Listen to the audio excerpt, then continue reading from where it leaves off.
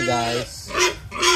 Nandito po tayo ngayon sa likuran ng bahay nila Mrs. Dito po kasi nakatanim yung maraming mulberry. Yung mga nakikita ko po sa Facebook, nagpo-post rin po. Mga 4 inches po yung haba ng mulberry nila. No? Tapos yung iba, dikit-dikit. Ito po, ayan, kaganyan lang po. Yan, dikit-dikit na yan.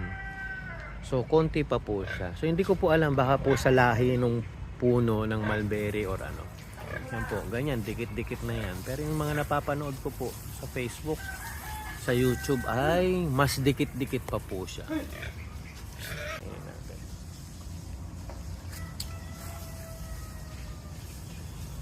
Hindi pa po ganun katamis. Ito po, tatry natin. Mas maitim.